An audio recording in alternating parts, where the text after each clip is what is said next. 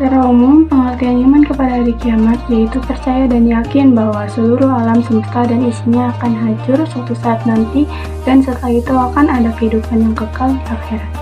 Sedangkan menurut bahasa etimologi, yaitu percaya akan datangnya hari kiamat, kehidupan akhirat yang kekal setelah kehidupan dunia ini.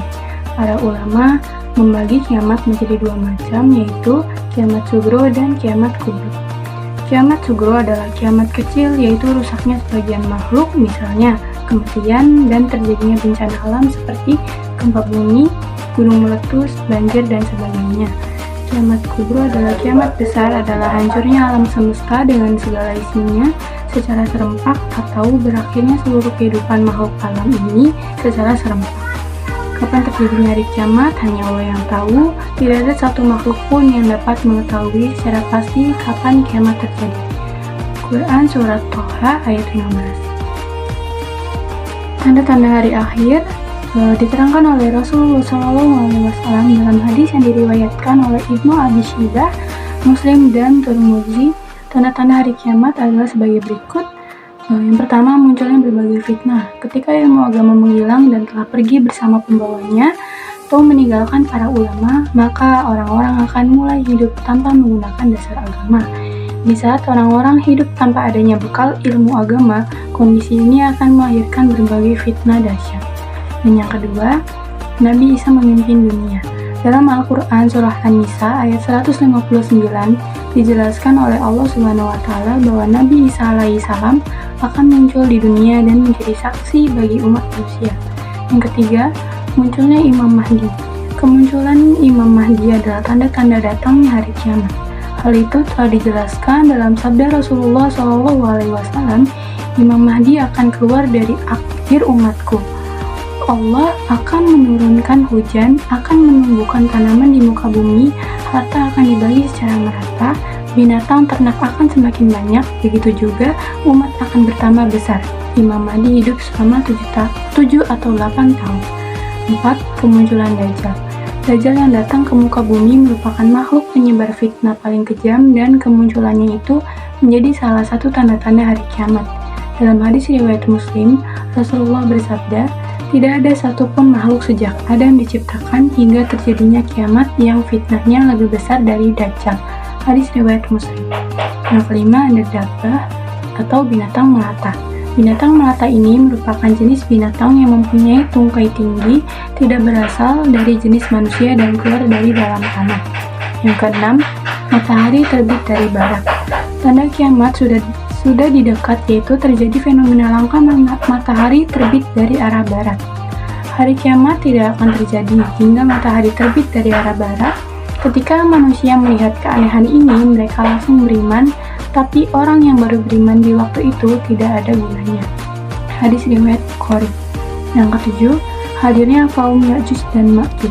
Dalam Al-Quran Surah Al-Kahfi ayat 94, Allah Subhanahu wa Ta'ala menjelaskan tentang Ya'juj dan Ma'juj, yakni kaum yang menjadi perusak di bumi ketika menjelang hari kiamat. Fase-fase hari kiamat. Yang pertama, ditiupnya sangkakala oleh malaikat Israfil. Allah Subhanahu wa Ta'ala memerintahkan kepada malaikat Israfil untuk meniup sangkakala sebanyak 2 kali. Tiupan pertama adalah penanda bahwa kiamat telah tiba dan bumi mulai dihancurkan oleh Allah Subhanahu wa Ta'ala.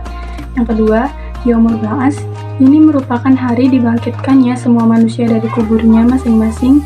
Kondisi setiap orang saat dibangkitkan nantinya akan berbeda-beda sesuai dengan amal perbuatannya.